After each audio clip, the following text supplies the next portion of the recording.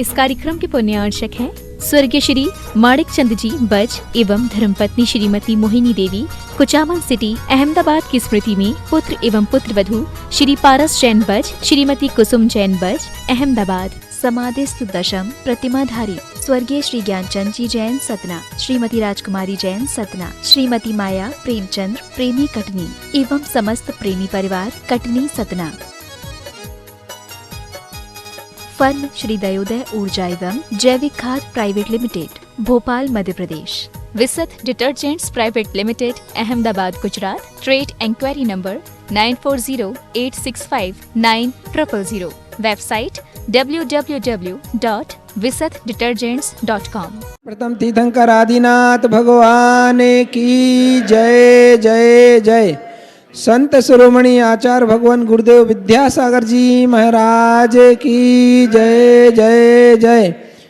गुणायतन प्रणेता, भावना योग प्रवर्तक, शंका समाधान प्रवर्तक, परम उपकारी गुरुदेव पूज्य मुनिवर श्री प्रमाण सागर जी महाराज की, पूज्य मुनिवर श्री अरय सागर जी महाराज की जय।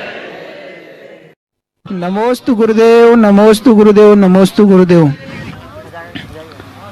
प्रथम प्रश्न के लिए मैं आमंत्रित कर रहा हूं श्री अरुण जी गंगवाल रांची। अगले प्रश्न के लिए तैयार रहेंगे प्रमोद जी खंडेलवाल, पत्रकार हजारीबाग। दोनों मुनिराजों के चरणों में कोटि से नमन। महाराज जी, एक प्रश्न है जो अपने जीवन से ही है और प्राय सभी के जीवन में है। हम लोग एक अनजाना भय माने जिसके बारे में जानता नहीं है, उससे आतंकित रहते हैं। हालांकि आपके जो प्रतिपादित जो भावना योग है उसमें बहुत बड़ी सहयोगी है, जो इसको लागू करते हैं वो तो उबर जाते हैं। लेकिन ये अनजाना भय है क्या? जैसे कि ये मकान गिर जाएगा या कल कुछ घटना हो जाएगी, ये हो जाएगा, ये एक अनजाना भय। इसको माने चिकित्सक दवाइयों के माध्यम से ठीक करते हैं, उनको मनोरोगी बताते हैं। लेकिन हम आपके श्रीमुख से सुनना चाहते हैं कि हम कैसे उभरें इनसे। देखिए, ये एक प्रकार की दुर्बलता है जो व्यक्ति की नकारात्मक सोच का परिणाम। कुछ लोगों के लिए प्राय ऐसा होता है।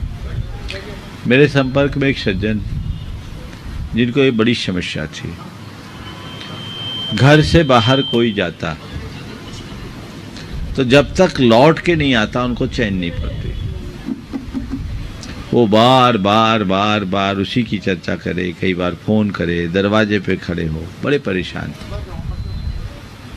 उन्होंने मनोचिकित्सक को भी दिखाया, दवाइयों से भी उन्हें विशेष लाभ नहीं मिला। मेरे पास उनके बेटे ने उन्हें लेकर के जब मेरे पास आए, मुझसे बातचीत हुई, मैंने उनकी पूरी बात को सुना और मैंने उनसे 2 सवाल किया। मैंने पूछा, ये बताओ, जन्म मरण तुम्हारे हाथ में है क्या? बोले नहीं है। इस दुनिया में घटने वाली घटना को तुम रोक सकते हो क्या? बोले नहीं। तो हमने कहा, फिर तुम क्यों सोचते हो ऐसा ना हो जाए, ऐसा ना हो जाए, ऐसा क्यों सोचते हो?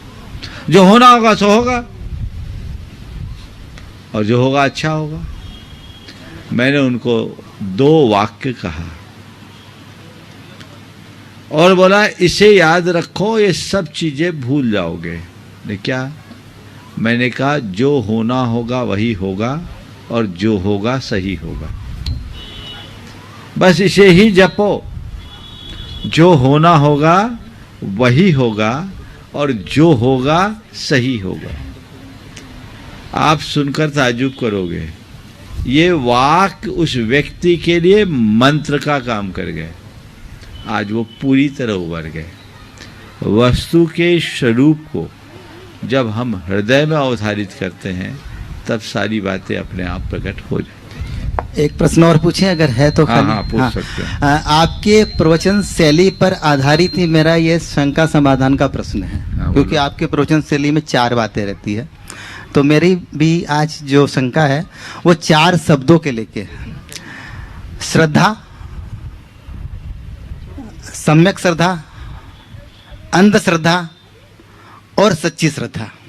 और 1 मिनट, अंजन चोर और मानतुंग आचार्य की श्रद्धा किस कैटेगरी में आती है?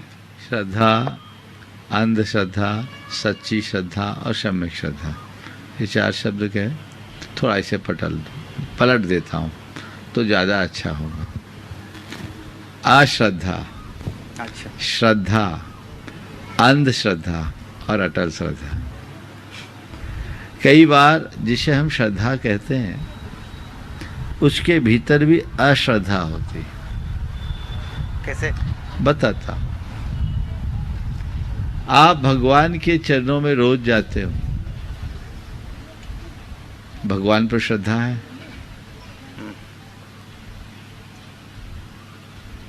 शायद नहीं। क्यों?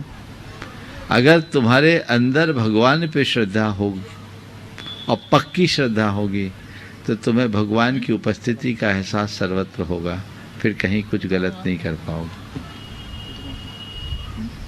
ये अश्रद्धा है, दिख रही है श्रद्धा, पर ये प्रच्छन्न अश्रद्धा है। मैं उस अश्रद्धालु की बात नहीं कर रहा हूं जिसके अंदर श्रद्धा है ही नहीं, पर हमारे बीच में ऐसे प्रच्छन्न अश्रद्धालु बहुत भरे जो भगवान को भी धोखा देने में नहीं चूकते। तो ये बहुत हल्के स्तर की चीज है। दूसरे नंबर पर अंधश्रद्धा, वस्तु के स्वरूप को जाने बिना जिस किसी पर श्रद्धा करना, और श्रद्धा का उद्देश्य भौतिक अपेक्षाओं की पूर्ति रखना, ये अंधश्रद्धा की श्रेणी में आती है। आजकल ऐसे अंधश्रद्धालु लोग बहुत ज्यादा दिखते हैं, जिनमें क्रियाकांड तो बहुत दिखते हैं, मन्नत मनौतियां भी दिखती हैं, पर धर्म नहीं होता। तीसरे में है श्रद्धा, पक्की श्रद्धा मूल हो, जो श्रद्धेय के स्वरूप को जानकर उन्हें अपना कल्याणकारी मानकर जब हम उनका चुनाव करते हैं तो श्रद्धा घटती है। ये श्रद्धा है। अश्रद्धा अच्छी चीज नहीं, अंधश्रद्धा अच्छी चीज नहीं। श्रद्धा हमारे जीवन का गुणात्मक परिवर्तन करती, लेकिन ये श्रद्धा अस्थायी रहती है। ये श्रद्धा कब अश्रद्धा में पलट जाए कोई पता नहीं, लेकिन इसके आगे की श्रद्धा है अटल श्रद्धा, जो हिल ना सके। और अटल श्रद्धा का उदाहरण बताऊं। एक अंधा जा रहा था, रास्ते में युवक ने पूछा कहाँ जा रहे हो? बोले भगवान के दर्शन करने। मंदिर जा रहा हूँ। बोले क्यों? बोले भगवान के दर्शन करने। युवक जोर से हंसा। हाँ, तुम अंधे भगवान के क्या दर्शन करोगे? तुम्हारे पास आंखें हैं क्या? तुम अंधे भगवान के क्या दर्शन करोगे? तुम्हारे पास आंखें हैं क्या? उसने अत्यंत विनम्रता से कहा, ठीक कहते हो भाई, मैं अंधा हूँ, मेरी आंखें नहीं, फिर भी मैं भगवान के चरणों में जाता हूँ, क्योंकि भगवान तो आंख वाला है, उसकी दृष्टि पड़ जाए मेरा जीवन धन्य हो जाए। ये है अटल श्रद्धा। ये होनी चाहिए। हमें वहीं तक पहुंचने का लक्ष्य रखना चाहिए जो हमारे लिए कल्याणकारी है। अब आपका सवाल, आचार्य मानतुंग और अंजन चोर की श्रद्धा में क्या अंतर है? किस कैटेगरी में डालेंगे? हाँ, मैं आपसे कहूंगा, अंजन चोर में श्रद्धा थी, मानतुंग में भक्ति। अंजन चोर को श्रद्धा केवल इस बात की थी कि ये जो मंत्र है, ये मंत्र सच्चा मंत्र है, इस मंत्र से अहित नहीं हो सकता। इस श्रद्धा ने अंजन चोर का रास्ता प्रशस्त किया और वो अंजन से निरंजन बन गया। उसकी उस मंत्र पर श्रद्धा थी, अभी तात्विक श्रद्धा नहीं। हाँ। तात्विक श्रद्धा बाद में जगी, लेकिन कहते कि ऐसी अटल श्रद्धा जिसकी तत्व पर पड़ जाए उसका जीवन उबर जाए। उसको उस मंत्र पर प्रगाढ़ श्रद्धान था, यद्यपि मंत्र का ज्ञान भी नहीं था, पर श्रद्धान था पक्का। ये मंत्र गलत नहीं हो सकता। तो ब्लाइंड हो गया ना, तो अंधन हो गया। अटल, अंध नहीं। तलवार की धार की तरह जो कभी नष्ट न हो, ऐसी श्रद्धा, जो मन दोलायमान न हो। अंधश्रद्धा भय और लोभ से होता है, पर उसके अंदर श्रद्धा थी, नहीं ये मेरे लिए मेरा कल्याण करेगा पक्का। भय और लोभ से तो वो सेठ ऊपर नीचे हो रहा था। मानतुंग की, आचार्य मानतुंग के भक्तामर स्तोत्र की जो बात हम करते हैं, वो श्रद्धा नहीं, वो भक्ति का प्रवाह है। उन्होंने भक्तामर स्तोत्र की रचना इस भाव से नहीं की कि मेरे स्तवन से मेरे बंधन टूटेंगे। उन्होंने तो अपने ऊपर डाले गए बंधन को एक सहज उपसर्ग के रूप में स्वीकार किया और उपसर्गाविष्ट अवस्था में स्वयं को भगवान की भक्ति में समर्पित कर दिया। उनके हृदय से भक्ति का प्रवाह प्रकट हुआ और वो प्रवाह बढ़ता गया, बढ़ता गया, बढ़ता गया। उनके कर्म कटते गए, बंधन टूटते गए।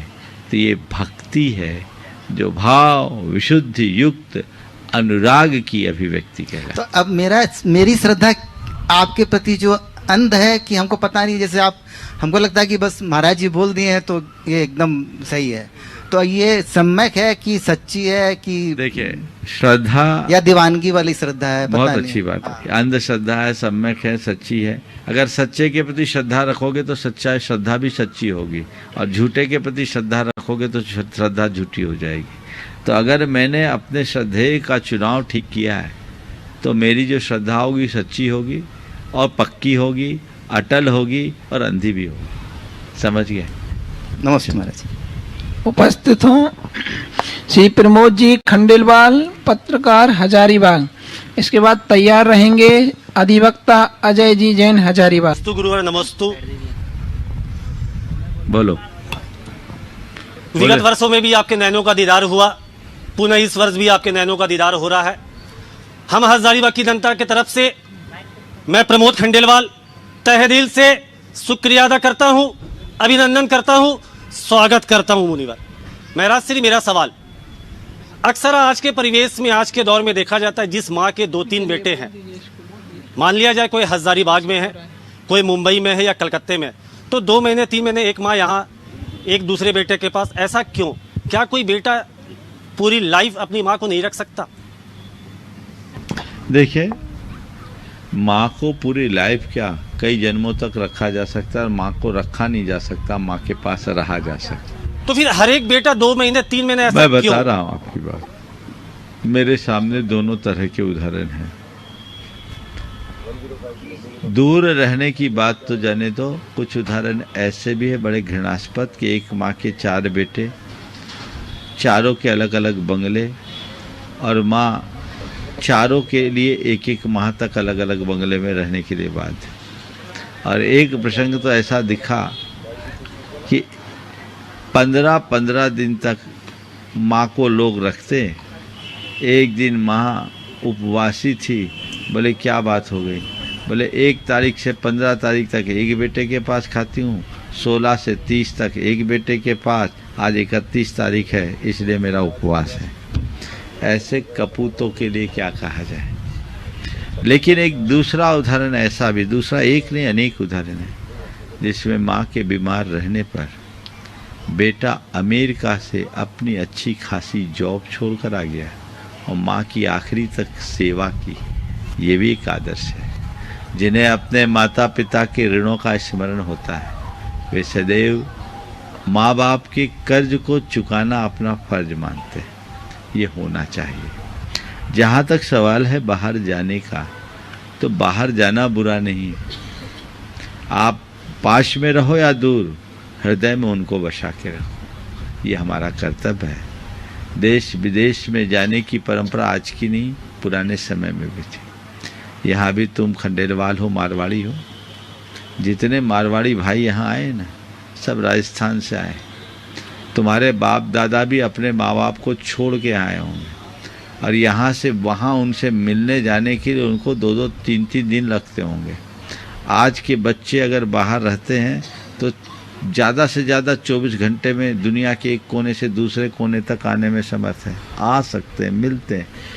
इसलिए आने जाने में को लेकर के बहुत ज़्यादा कुछ सोचना ठीक नहीं, पर मन में जुड़ाव होना चाहिए। अंतर ये है कि पहले लोगों का आना जाना कम रहता था तो भी भाव समर्पण रहता था, आज आना जाना सुलभ हो गया तो भी हृदय दूर है। बस यही सबसे बड़ी कमजोरी है जिसे हमें दूर करना चाहिए। दोनों भगवंतों के चरणों में मेरा नमोस्तु नमोस्तु नमोस्तु महाराज। महाराज श्री, ये सिद्धों के बारे में कहा जाता है कि इनके 8 कर्म नष्ट हो गए, पूर्ण रूप से मुक्त हो गए। तो महाराज श्री, ये संसार में कहा जाता है कि अरहंत और हमारे साधु ही हमको उबारेंगे, यही हमारा सब कुछ कल्याण करेंगे। तो महाराज श्री, कभी ऐसा लगता है कि सिद्धों की काफ़ी भक्ति, जैसे मैना सुंदरी ने भी अपने पति का और लोगों का जो कोढ़ रोग ठीक कर दिया, और काफ़ी कुछ सिद्धि होती है सिद्ध की भक्ति से। तो ऐसा लगता है महाराज श्री कि फिर ऐसे क्यों बोल देते हैं कि वो तो मुक्त हो गए, पूरी 8 कर्म नष्ट हो गए, वो कुछ नहीं करेंगे, करेंगे तो हमारे साधु ही करेंगे, अरिहंत करेंगे और ये उपाध्याय करेंगे। ऐसा मन में भ्रम ऐसा है जी। अगर सिद्ध नहीं कर सकते तो साधु भी नहीं कर सकते, और साधु कर सकते हैं तो सिद्ध भी कर सकते हैं। आगे समझ में, सच्चाई तो ये है, न सिद्ध कुछ करते हैं न साधु कुछ करते हैं, वे तो केवल निमित्त है। उनका निमित्त पाकर हमारे भावों में जो विशुद्धि होती है वो हमारे जीवन में शुद्धि लाती है। तो हम भक्ति करें, शुद्धि के लिए करें, सिद्धि अपने आप मिलेगी। जब तक हमारे हृदय में शुद्धि नहीं तब तक सिद्धि नहीं। चलिए, उपस्थित हो श्री उमेश प्रसाद जी, संचालक लोकनायक जयप्रकाश विद्यालय। इसके बाद तैयार रहेंगे ममता जी गंगवाल रामगढ़। लोकनायक जेपी विद्या मंदिर के प्रांगण में दोनों महाराज का नमस्कार। विद्यालय में हमारा हर्ष, बहुत खुशी की बात है कि विद्यालय आके उत्साह बताए। हम बहुत, जब से स्कूल चला रहे हैं महाराज जी, हम बहुत परेशान में रहते हैं। यही मेरा सवाल है। देखो, कोई भी व्यवसाय हो, थोड़ी बहुत बाधाएं तो आती है। आप विद्यालय चला रहे हैं, परेशानियां आती है, इन परेशानियों से घबराइए मत, इसे अपने व्यवसाय का एक अंग मानिए। किस व्यवसाय में परेशानी नहीं है, सब में है, बल्कि और सकारात्मक सोचिए कि हम एक ऐसा व्यवसाय कर रहे हैं जिससे लोगों का जीवन बन रहा है। यदि उस दिशा में आप सोचते रहेंगे तो आपके मन की चिंता दूर होगी, और जिन कारणों से परेशानी आ रही है उन्हें समझिए, जांचिए, परखिए, उन्हें दूर कीजिए, रास्ता जरूर निकलेगा। धन्यवाद। उपस्थित हो ममता जी गंगवाल रामगढ़। इसके बाद तैयार रहेंगे सरला जी सेठी रामगढ़। नमोस्तु महाराज जी। अक्षय तृतीया के दिन दान का क्या महत्व है? देखिए, अक्षय तृतीया का दिन दान का दिन है। उस दिन दान तीर्थ की प्रवृत्ति हुई, भगवान ऋषभदेव को प्रथम आहार हुआ, और कहते हैं इस तिथि में हर व्यक्ति को अपनी शक्ति के अनुरूप दान देना चाहिए। जहाँ प्रत्यक्ष रूप से साधु संतों का समागम है वहाँ तो लोग दान देते ही, नहीं है तो आप कृतकालित अनुमोदन से अपना दान दे सकते हैं।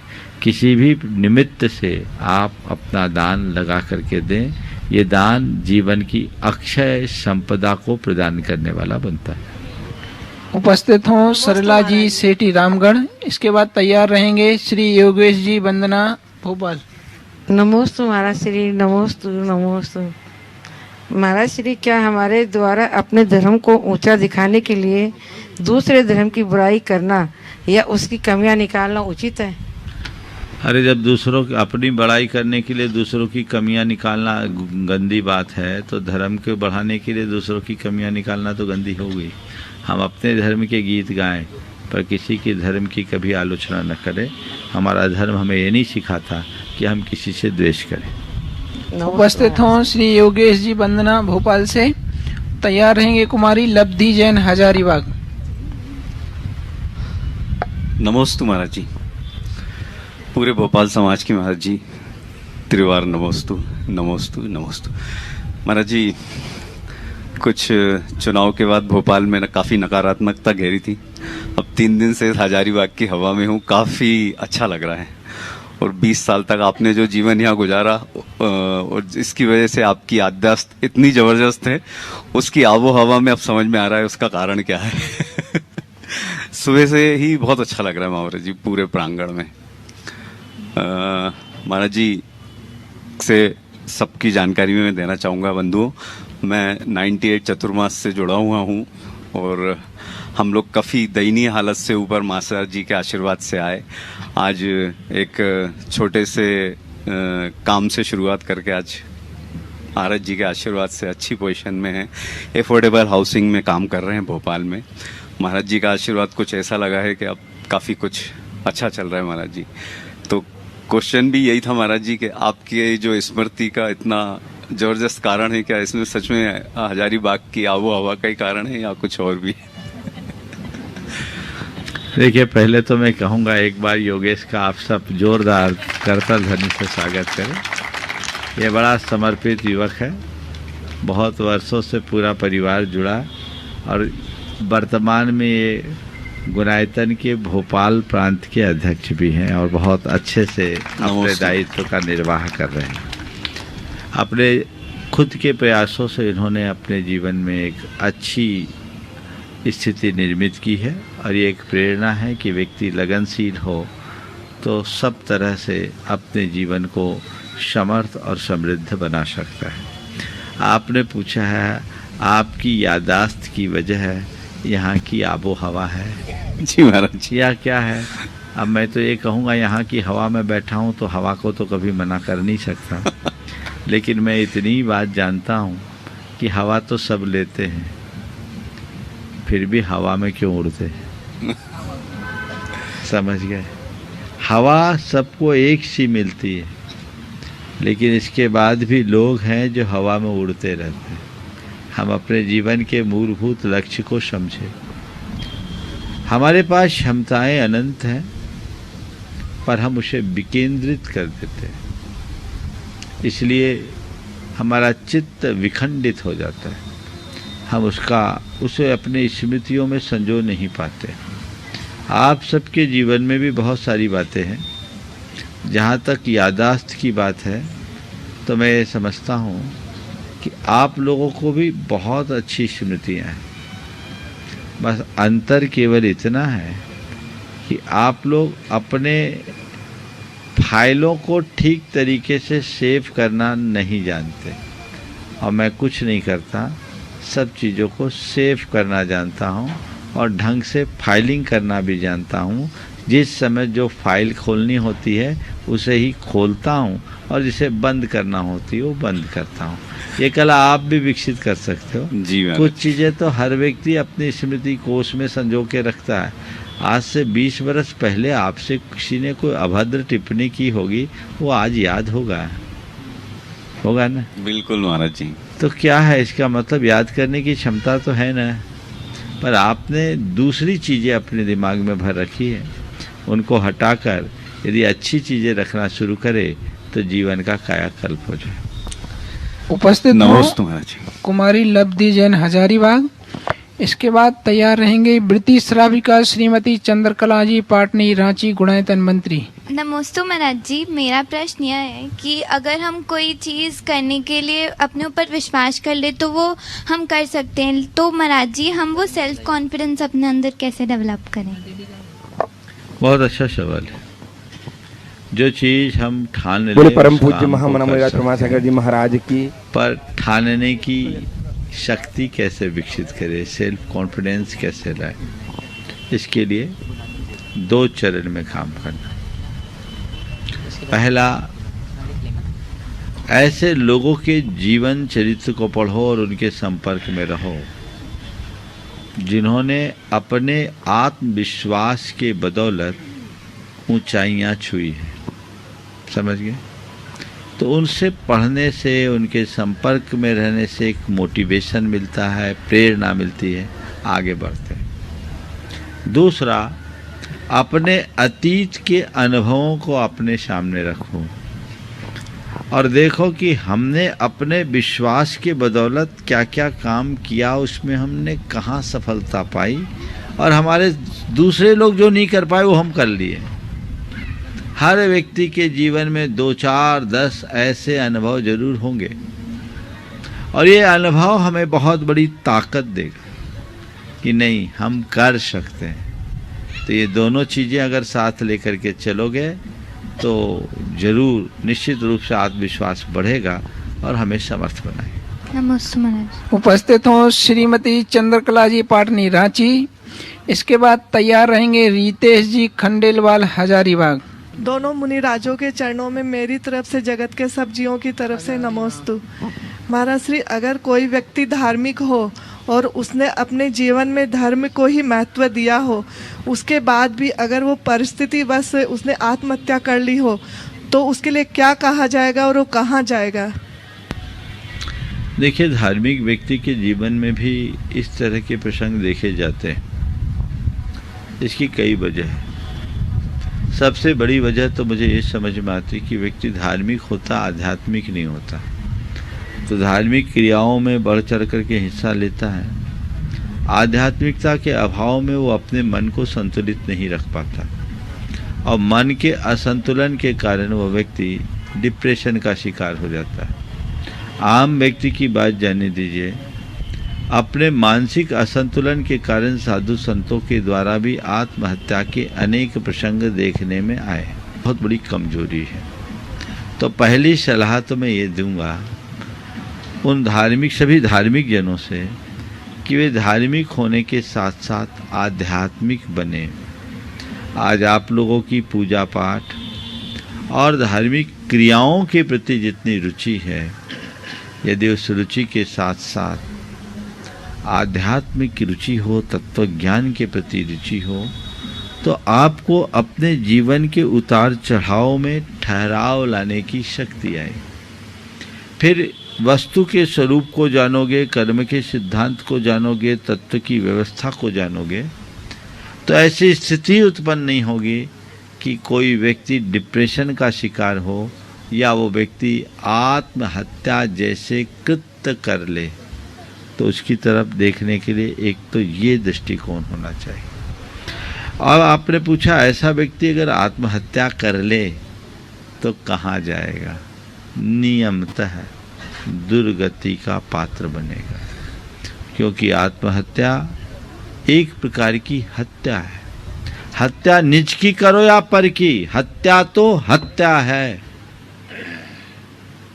आत्महत्या करने में भी वही पाप लगता है जैसा किसी जीते जागते इंसान की हत्या करने में लगता है। इसलिए चाहे कुछ भी हो, मनुष्य को संघर्ष करने के लिए तत्पर होना चाहिए, और आत्महत्या का तो मन में कभी भाव भी नहीं आने देना चाहिए, तब रास्ता प्रशस्त। प्रस्तुत करें अपना प्रश्न श्रीमान कल्याणमल जी गंगवाल डॉक्टर जी पुणे से, और तैयार रहेंगे श्रीमती अरुणा जी जैन रामगढ़। गुरुवर, मेरी ओर से और मेरी धर्मपत्नी चंद्रकला जी को गंगवाल की ओर से आपके चरणों में त्रिवार वंदन। गुरुवर, अभी अभी पंचकल्याणक में पटना के आपके दर्शन किए थे, वापस में आया हूँ। प्रश्न एक ही है गुरुवर कि पिछले 3 दिन मैं यहाँ आया हूँ इसीलिए कि आपके दर्शन ले, और उसके साथ साथ चोपड़ा कुंड का मंदिर भी खुल गया है, इसीलिए जिन्होंने सहयोग दिया उनके प्रति ग्रेटिट्यूड, अपनी आदर भावना व्यक्त करने के लिए मैं आया हूँ। और गुरुदेव 9 तारीख को ऊपर जाके अभिषेक भी करूँगा, पूजन भी करूँगा। यह सब आपके गुरुओं के आशीर्वाद है। गुरुवर, मेरा सवाल यह है कि 28 तारीख को जब मैं अमोल होमकर जो आईजी है हमारे झारखंड के, उनके पास गया था, 1 घंटा चर्चा की ये चोपड़ा कुंड का मंदिर खोलने के लिए। उस वक्त मैंने उणोदरी का व्रत ले लिया था। उस वक्त संकल्प कर लिया था मैं उणोदरी करूँगा। वो मैंने उसकी समापन मैंने अक्षय तृतीया के दिन की, जब वो खुल गया था। गुरुदेव, ये मुझे कहना है कि जब हम कोई व्रत लेते हैं और कोई संकल्प करते हैं, तो मेरा अनुभव खुद का ऐसा है कि वो संकल्प लेने से, व्रत लेने से संकल्प सिद्धि हो जाती है। तो गुरुदेव, आप मार्गदर्शन करें कि ऐसे संकल्प श्रावक ले सकते हैं क्या अपनी संकल्प सिद्धि के लिए देखिए, और ऐसे व्रत कर सकते हैं या नहीं? बिल्कुल बिल्कुल। पहले तो मैं आपके इस प्रयास की भूरी भूरी सराहना करता हूँ, आशीर्वाद देता हूँ। एक लंबे अंतराल के बाद समाज को ये लाभ मिला है। निश्चित समाज का अंतराय टला और आप उसमें निमित्त बने। आपने जो बात कही संकल्प की, संकल्प सिद्धि का आधार है। हम किसी भी क्षेत्र में यदि सफलीभूत होना चाहते हैं तो हमें संकल्पित होना चाहिए, और श्रावक भी इस तरह का संकल्प ले सकता है, और वो संकल्प वज्र संकल्प हो, लचीला नहीं। बहुत बहुत आशीर्वाद। हाँ, नमोस्तु गुरुवर, आइए नमोस्तु। श्रीमती अरुणा जी जैन रामगढ़ आ जाए, यहाँ इस स्थान में आए, ये प्रश्न स्टैंड है, क्वेश्चन स्टैंड में। और तैयार रहेंगी श्रीमती सुनीला जी दिलीप जी चूड़ीवाल रामगढ़। नमस्ते महाराज, नमस्ते महाराज। मेरा एक प्रश्न है कि क्या विधवा लोग भी मंगल कलश ले सकती हैं? देखिए, मंगल कलश लेने में कोई बुराई नहीं है, कोई भी ले सकता है। एक कुछ लोगों ने ऐसी परंपरा बना दी है, ऐसा नहीं है। धर्म का कार्य है, मंगल की भावना होनी चाहिए, ले सकते हैं, इसमें मेरी दृष्टि में कोई हानि नहीं। महाराज एक प्रश्न आ रहा है। ये सब हमारे कतिपय त्यागियों प्रतिष्ठाचार्यों के द्वारा बातें फैला दी गई, बल्कि मेरी दृष्टि में कोई विधवा महिला यदि ब्रह्मचर्य का पालन करती है तो उसे तो और एक साध्वी की भांति देखना चाहिए, अमंगल की दृष्टि से नहीं। यही एक रास्ता है। अगर किसी का पति चला गया आज समय में तो उसका क्या दोष? ये तो आयु कर्म का संयोग, आना जाना तो लगा हुआ है। हमारी समाज में एक बड़ी कुरीति हुई। एक तरफ विधवाओं के विवाह पर रोक लगाने की बात की जाती है, दूसरी तरफ कोई विधवा हो जाए तो उसे अमंगल की दृष्टि से देखा जाता है। तो ये कहाँ का रास्ता है? सच्चे अर्थों में अगर वह सील संयम सदाचार का पालन करते हुए चलते हैं तो उसे एक साध्वी की भांति देखना चाहिए, और साध्वी जैसा जीवन भी जीना चाहिए। नमस्ते। उपस्थित हो श्रीमती सुनीला जी दिलीप जी चूड़ीवाल रामगढ़ से। तैयार। एक प्रश्न और है। हाँ, बोलो। महाराज, मैं अब जीवन के अंतिम पड़ाव पर हूँ। मैं आपको शंका समाधान के मन से सबसे क्षमा भाव मांगती हूँ और सबसे क्षमा करती हूँ कि मैं मेरा किसी के पास द्वेष नहीं रहे, पर आज पता नहीं पूर्व जन्म के कारण तनी किसी का मेरे प्रति द्वेष है, और मुझे देख के मुझे जहाँ देखती हूँ उसके मन में भूचाल आ जाता है। तो मैं ये ऑपरेशन अलग से हो जाएगा। नहीं महाराज, बस मैं चाहती हूँ कि मेरे पूर्व भव में, आगे के भव में ये भव ना चले, मुझे ऐसा कोई बताइए महाराज। 2 दिन पहले इसके बारे में मैंने बताया, अलग से बात करना। चलो ठीक है, नमस्ते महाराज। आइए श्रीमती सुनीला जी दिलीप जी चूड़ीवाल रामगढ़। तैयार हैं श्रीमान अभय जी अमर जी जैन हजारीबाग। नमोस्तु महाराज, नमोस्तु महाराज, नमोस्तु महाराज। प्रतिमा की प्रशस्ति में क्या महिलाओं का नाम होना चाहिए? देखिए, प्रतिमा की प्रशस्ति में महिलाओं के नामोल्लेख का जहाँ तक सवाल है, ये परंपराओं के ऊपर निर्भर है। अपने संघ में इस तरह की परिपाटी नहीं है पट्टावली के रूप में। लेकिन जब प्रशस्ति का लेखन किया जाता है तो उनकी वंशावली का उल्लेख होता है। उस वंशावली के अंतर्गत वो व्यक्ति, कोई भी वर्तमान व्यक्ति को उसके पिता से जोड़ करके किया जाता है, ये किन के पुत्र हैं और किन का कहाँ इनका गोत्र आदि क्या है, वैसा किया जाता है। पर मैं एक बात कहूँगा, प्रतिमा विराजमान कर्ताओं के लिए विशेष ध्यान देने की, कि आप प्रतिमा विराजमान करने का भाव रखो, नाम को जोड़ने का नहीं। नाम तो केवल एक इतिहास को संरक्षित करने का द्योतक है।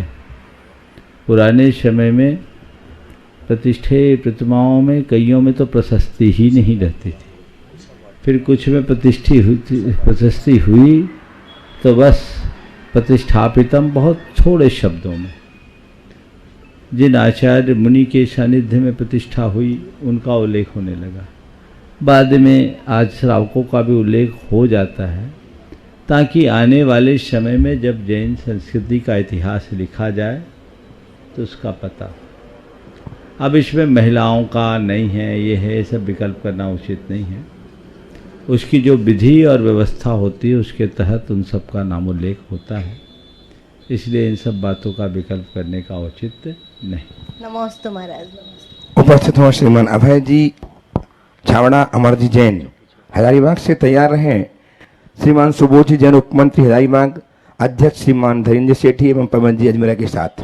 मेरे आराध्य गुरुवर के चरणों में कोटि कोटि नमोस्तु नमोस्तु नमोस्तु नमोस्तु। महाराज श्री, मेरा प्रश्न यह है कि हर आदमी अपने उस चेहरे को खूब सजाता है जिस पर सबकी नज़र रहती है, लेकिन अपने उस आत्मा को नहीं सजाता जिससे उसकी चेहरा और शरीर है जिस पे परमात्मा की नज़र है। ऐसा क्यों? यही तो है, सब फोटो चमकाने में लगे हैं, एक्सरे की तरफ ध्यान ही नहीं। अब किसी की फोटो सुंदर हो, एक्सरे खराब हो तो उसका हाल क्या होगा? सबका हाल ऐसा ही। इसलिए भैया फोटो भले बिगड़ जाए, एक्सरे ठीक रखो। आइए श्रीमान सुबोध जी जैन उपमंत्री हजारीबाग, अध्यक्ष श्रीमान धीरेन्द्र सेठी, पवन जी अजमेरा, अनूप जी, अन्नू जी बोहरा, इनके साथ सब इकट्ठे होकर के प्रश्न प्रस्तुत करेंगे। अरुण जी बोहरा, उपाध्यक्ष हजारीबाग। समस्त हजारीबाग की जनता की ओर से महाराज श्री के चरणों में वंदना। नमोस्तु महाराज जी, नमोस्तु महाराज जी, नमोस्तु। मेरा प्रश्न महाराज जी, आज जो एक लोकाचार में हम लोग जानते हैं कि मनुष्य 84 योनि में भटकता है, मनुष्य का जीव हो या आत्मा हो, लेकिन इस 84 योनि में जब भटकता है महाराज जी, तो कई पर्याय में आता है। मनुष्य बनता है, नरक पशु बनता है, 1 इंद्रिय 2 इंद्रिय 3 इंद्रिय 4 इंद्रिय बनता है, और इस बीच में स्वर्ग और नरक की परिकल्पना आती है। जब हम पुनर्जन्म लेते हैं महाराज जी, तो कभी हम पशु बनते हैं, पक्षी बनते हैं, तिर्यंच बनते हैं, तो उसमें जो हम सुख भोगते हैं या दुख भोगते हैं, ये स्वर्ग और नरक का परिकल्पना के बीच में यही एक स्वर्ग और नरक क्यों नहीं हो सकता है? पहले तो 84 योनि नहीं है, 84 लाख योनि। 84 लाख योनि, थोड़ा सुधार लो। अब रहा सवाल स्वर्ग और नरक की परिकल्पना में मनुष्य और पशु गति के सुख और दुख को जोड़ने का। मनुष्य गति में चरम सुख नहीं, सुख है, और पशु गति में भी चरम सुख नहीं, सुख है। इसी तरह मनुष्य और पशु गति में दुख है पर चरम दुख नहीं। आज कोई कितना भी सुखोपभोगी मनुष्य हो, उसके सुख की एक सीमा है, उससे आगे का भी तो कोई सुख हो सकता है, हो सकता है कि नहीं? बस उसको भोगने की व्यवस्था स्वर्ग में। आज इस मनुष्य धरती का कोई मनुष्य हो, कितना भी गहन दुख है, वो उसको सह रहा है, उसकी एक सीमा है, इससे आगे का भी तो दुख हो सकता है। समझ लो, उसको भोगने की जगह न रख। समझ गए? तो इस धरती में रहने वाले मनुष्यों और पशु पक्षियों के सुख दुख को देखकर हम नरक और स्वर्ग का अनुमान लगा सकते हैं कि इससे भी बड़ा कोई सुख होगा, इससे भी बड़ा कोई दुख हो सकता है। अरुण जी लीजिए, और तैयार हैं श्रीमती नम्रता जी, हरकचंद जी अजमेरा, रामगढ़।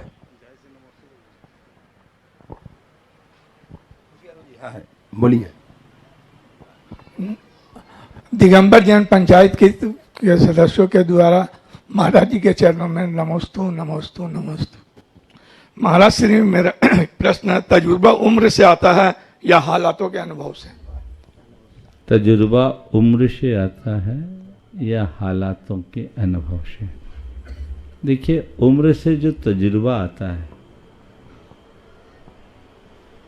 वो प्राकृतिक होता है।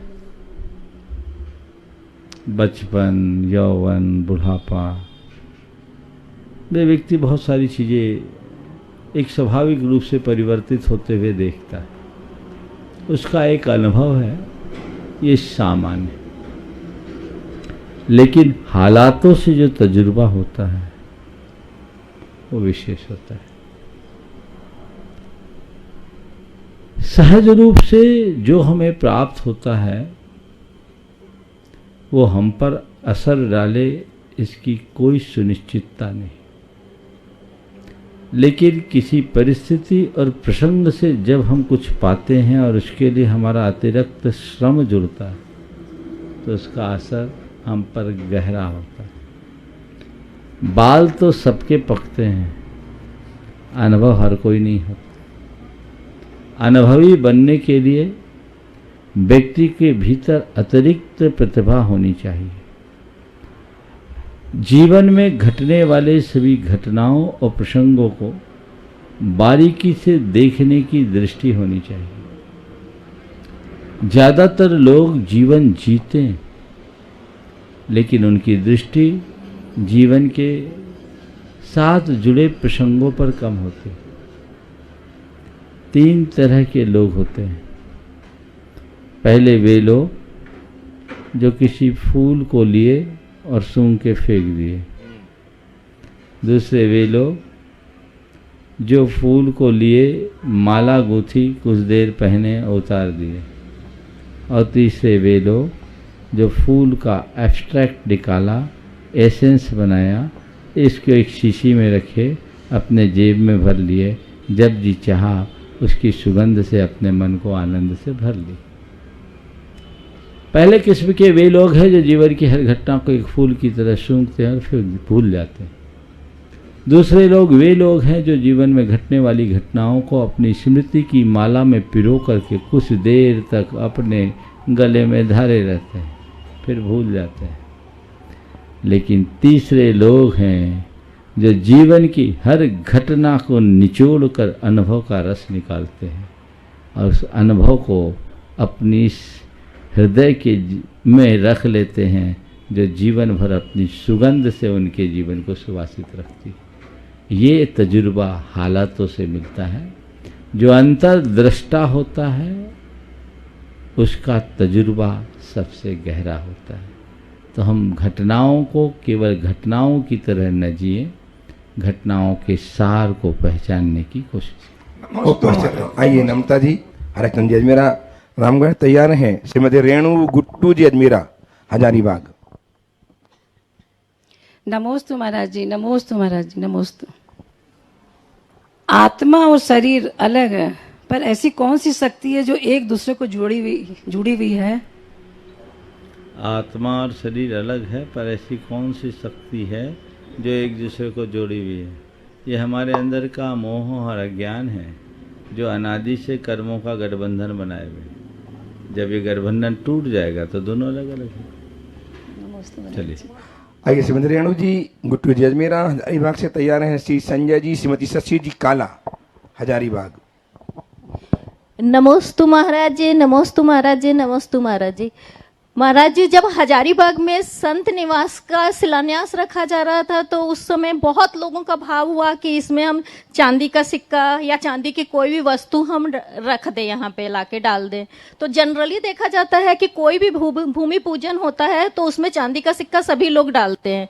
तो क्या जब जिस सिक्के पे महावीर भगवान का फोटो या लक्ष्मी जी गणेश जी का फोटो या फिर किसी की शादी में गिफ्ट मिला होता है उनके नाम का फोटो, जो नाम लिखा हुआ सिक्का, क्या हम उसमें डाल सकते हैं? देखिए, सिक्का डालना कोई रीति नहीं है, ना उसकी कोई अनिवार्यता है। सिक्का डालने के पीछे एक भावना और प्रयोजन है। वो क्या? हमने शिलान्यास किया, वहाँ सिक्के डाले, वो भूगर्भ में चला गया।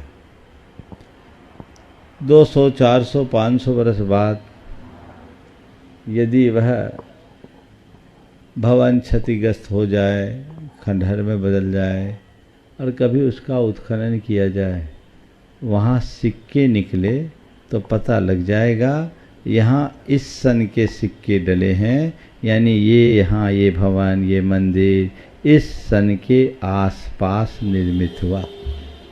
चांदी का सिक्का डालने की कोई ज़रूरत नहीं है, वो जो एक नैमित्तिक होता है कलश में वो डलता है। वहाँ सिक्के डालने चाहिए वर्तमान के, और जो सोना चांदी डालते हो वहाँ उसमें डल दिया तो डेड हो गया। उससे अच्छा उस सोना चांदी उसके निर्माण में लगा दो। भावनाओं में लोग डाल देते हैं, मेरे सामने अगर डाला जाता है मैं तो आयोजकों को बोलता हूँ सब बटोर लो, बस वर्तमान के 100 जो वर्तमान के सिक्के हैं चलन के उनको रहने दो, सोना चांदी निकालो, इसको तौलो, वजन करो, बेच के इसको इसमें भवन में लगा दो। सब जगह लोग डालते हैं भावना में, अच्छा वो त्याग है, लेकिन ये सोचो क्यों डाल रहे हैं, उसका कोई लाभ नहीं है, समझ गए। इसलिए हर जगह मैं सभी से कहता हूँ जब कभी ऐसा मौका हो उसमें हम जो चीज़ें रखें उसमें इनका ध्यान रखें। फिर आप कह सकते हैं स्वर्ण ईंट आदि क्यों रखते हैं, वो उसकी ऊर्जा को वृद्धिंगित करने के लिए स्वर्ण रजत आदि की ईंट को डाला जाता है, उसका अपना एक नेग होता है उसके अनुरूप, वो एक अलग चीज़ है। पर इस तरह से सिक्कों को डालने का औचित्य, एक जगह मंदिर का निर्माण हो रहा था, लोगों ने सिक्के डालना शुरू किए, घर से चांदी के सिक्के हजारों सिक्के आ गए। लोगों ने बोला, हम बोले कोई बात नहीं, सबको इकट्ठे करो और इसको कैश करके मंदिर में लगा दो, सबसे उत्तम कार्य। तो महाराज जी जैसे भगवान जी का जैसे फोटो का जो सिक्का होता तो उसको तो गलाया भी नहीं जाता है। मैंने तो बोल दिया ना, उसको घर में रखे रहो सजा के, क्या हो रहा है, ठीक है। आइए श्रीमान संजय जी, श्रीमती शशि जी काला हजारीबाग तैयार हैं, श्रीमान नितिन जी पाटनी रामगढ़। कीजिए, जल्दी बोलिए नितिन जी। नमस्ते महाराज, नमस्ते महाराज, नमस्ते महाराज। महाराज श्री पढ़ा लिखा विद्वान तो है लेकिन विनयहीन है, तो क्या वह विद्वान है? पढ़ा लिखा विद्वान तो है पर विनयहीन है, उसे विद्वान कहेंगे? विद्वान भले कह दे पर बुद्धिमान नहीं कहेंगे, उसे ना समझ कहेंगे। बुद्धिमान या समझदार होने का यही प्रमाण है कि विद्वान होने के साथ साथ विनयशील भी बने। नमस्ते महाराज। नितिन जी पाटनी रामगढ़ से उपस्थित हो, तैयार हैं श्रीमती रीना जी संजय जी मिहिजाम। नमोस्तु महाराज श्री, नमोस्तु महाराज श्री, नमोस्तु। हमने ये मनुष्य जन्म प्राप्त किया संचित कर्मों के साथ, और इस जन्म में भी हमने काफ़ी कर्म किए हैं। इन सभी कर्मों को हम कैसे सरलता से मुक्ति पा सकते हैं? देखिए, संचित कर्मों को लेकर आए, वर्तमान में भी कर रहे हैं, सब कर्मों से मुक्ति पाने की बात आपने पूछी है। मुक्ति के मार्ग में लग जाओ, धीरे धीरे इसी से मुक्ति मिलेगी। अभी तो तुम बंधन के मार्ग में लगे हो, और जब तक बंधन का मार्ग जारी रहेगा मुक्ति का मार्ग प्रशस्त नहीं है। श्रीमती रीना जी संजय जी जैन मिहिजाम उपस्थित हो, तैयार हैं जाने माने विद्वान हजारीबाग से श्रीमान ललित जी अजमेरा। ललित जी अजमेरा पहुंच जाए। रीना जी नहीं है, तैयार हैं श्रीमान संजय जी सेठी रामगढ़। संजय जी सेठी तैयार रहेंगे। हे गुरुवर, आपके श्री चरणों में त्रिबार नमोस्तु नमोस्तु नमोस्तु। हे गुरुवर, हमें मौन किस किस स्थानों पर रखना चाहिए और इसका क्या क्या लाभ है, कृपया बताएं। देखिए, श्रावकों को 7 स्थानों पर मौन रखने का विधान: भोजन, बमन, स्नान, मल मूत्र का त्याग, आवश्यक कार्य यानी पूजा पाठ आदि धार्मिक क्रियाकलापों को करते समय, और जहाँ पाप की संभावना और मैथुन, इन 7 कार्यों में मौन रखना चाहिए। भोजन करो तो मौन रख करके करो, बोल करके भोजन मत करो। आजकल लोग बोल बोल के भोजन करते हैं, और बोल बोल के भोजन ही नहीं करते, मांग मांग कर खाते हैं। अब मांग के खाने वालों को क्या बोलते मुझे नहीं मालूम। मौन होकर के खाओगे तो लोग मनोहार से खिलाएंगे, और मांग करके खाओगे तो सामने वाले के हाँ मांग लेगा, अपने मांग लेगा। तो भोजन के समय मौन रखिए। बमन हो रहा है उस समय मत बोलिए, कुल्ला करने के बाद बोलिए। स्नान करते समय मत बोलिए, बोलते समय मुंह में जल जाने की संभावना है। मैथुन कर्म के समय मौन का विधान है।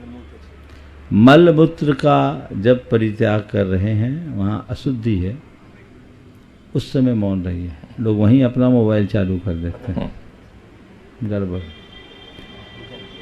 पूजन पाठ आदि धार्मिक क्रियाएं कर रहे हैं, उस समय मौन रखिए। मैं तो कहता हूँ मंदिर में प्रवेश करिए तो जब तक दर्शन पूजन नहीं हो जाए तब तक मेरा मौन। आप मंदिर जा रहे हैं भाव से, रास्ते में कोई मिल गया, वहीं बीच में ही अटका दिया सीढ़ी पे ही, 15-20 मिनट खा गया। अब आप ऊपर गए तो अब टाइम नहीं बचा, जैसे तैसे भगवान को ढोक लगाए भगया। मौन रखो, मोबाइल भी ऑफ रखो, नहीं तो मोबाइल बज जाती है तो गड़बड़ होता है। पूजा पाठ खत्म। और सातवां है जहाँ पाप की संभावना हो, यानी जहाँ बोलने से बात का बतंगड़ हो, वहाँ मौन रहने में ही अपनी भलाई समझो। संजय जी सेठी रामगढ़ से उपस्थित हों, तैयार हैं श्रीमती उषा जी पाटनी रामगढ़ से ही। संजय जी सेठी आ जाएं, उषा जी पाटनी तैयार रहें। गुरुवर को चरणों में नमोस्तु नमोस्तु नमोस्तु। गुरुवर, सही और गलत में भेद करके चलने वाले, परिश्रम की आग में तप कर कुंदन बनने वाले लोगों को अपने जीवन में कई बार बहुत विषम परिस्थितियों का सामना करना पड़ता है, जिससे उसका धीरज डगमगाता भी है। वो कैसे अपने जीवन को व्यतीत करे और स्थित प्रज्ञता को हासिल कर सकता है? इसे एक ही बात रखना है कि मुझे कुंदन बनना है तो तपना ही होगा, और जिसका लक्ष्य कुंदन बनने का होता है वह इन बातों को बिल्कुल ध्यान नहीं देता। वो उसका एक ही सिद्धांत होता है, चरे वेती चरे वेती चरे वेती। ये तो रास्ते के रोड़े हैं, इनसे प्रभावित होंगे तो जीवन में कभी आगे नहीं बढ़ पाएंगे। ऐसी बातों को एक चुनौती के रूप में स्वीकार करना चाहिए और अपनी कुशलता से उसे उपलब्धि में परिवर्तित कर देना चाहिए। मन डगमगाए उस समय अपने सारे लक्ष्य को सामने लेकर आओ और ये सोचो नहीं मुझे हिमालय की चढ़ाई चढ़नी है, तो फिर थोड़ा सोचना होगा। अब मुझे और कुछ नहीं सोचना, एक ही बात सोचना है कि मुझे ऊपर चढ़ना है। ये सब बातें जो मन में अभी आ रही है, ये सब तो तब थी जब मैंने चढ़ना शुरू नहीं किया था। अब इस बात की तरफ मुझे ध्यान ही नहीं देना। मेरा एक ही मकसद, मेरा एक ही लक्ष्य, मेरा एक ही ध्येय, मेरा एक ही उद्देश्य, तो उसे सामने रख करके चलोगे तो जीवन की कोई भी बाधा नहीं बनेगी। आइए उषा जी पाटनी रामगढ़ से सीखते से आ जाएं। नमोस्तु गुरुवर, नमोस्तु गुरुवर, नमोस्तु गुरुवर। सिद्धि के लिए संकल्प कितना महत्वपूर्ण है? सिद्धि के लिए संकल्प कितना महत्वपूर्ण है? पहले ही सवाल में मैंने कहा था, डॉक्टर साहब ने जब मुझसे पहले बोला, सर्व संकल्प वशाद भवतिर लघुर भवति वा महा। हमारे जीवन में जो भी बड़ा छोटा घटता है ना, वो हमारे संकल्पों से घटता है। बिना संकल्प के सिद्धि नहीं होती। इसलिए जब सिद्धि चाहिए तो संकल्प कीजिए और न केवल संकल्पित होइए अपितु उसे निभाइए। महाराज श्री, एक ऑनलाइन प्रश्न। आपके अनन्य भक्त श्रीमान चंदूलाल जी, सुलोचना देवी जी की पौत्री, श्रीमान प्रशांत कुमार जी, रश्मि जी जैन, सहपरा वालों की पुत्री पारुल जैन ने सिविल जज की परीक्षा आपके आशीष एवं आपके प्रेरणात्मक प्रवचन व शंका समाधान सुन करके पास की है। आपके चरणों में नमन निवेदित करते हुए जानना चाहती है गुरुदेव, इस महानतम गरिमा का निर्वहन किस तरह करें, मार्गदर्शन दीजिए। बहुत बहुत आशीर्वाद मेरा। उन्होंने बहुत अल्प अवधि में ये सफलता प्राप्त की।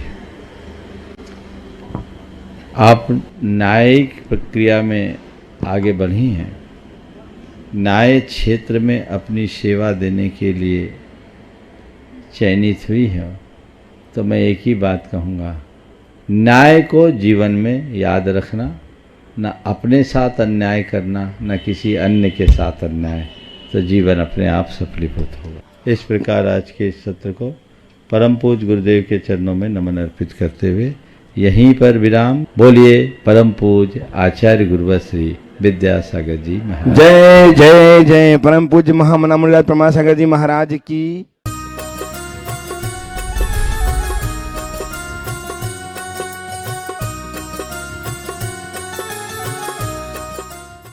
इस कार्यक्रम के पुण्यार्चक थे स्वर्गीय श्री माणिक चंद जी बज एवं धर्मपत्नी श्रीमती मोहिनी देवी कुचामन सिटी अहमदाबाद की स्मृति में पुत्र एवं पुत्रवधू श्री पारस जैन बज श्रीमती कुसुम जैन बज अहमदाबाद। समाधिस्थ दशम प्रतिमाधारी स्वर्गीय श्री ज्ञानचंद जी जैन सतना, श्रीमती राजकुमारी जैन सतना, श्रीमती माया प्रेमचंद प्रेमी कटनी एवं समस्त प्रेमी परिवार कटनी सतना।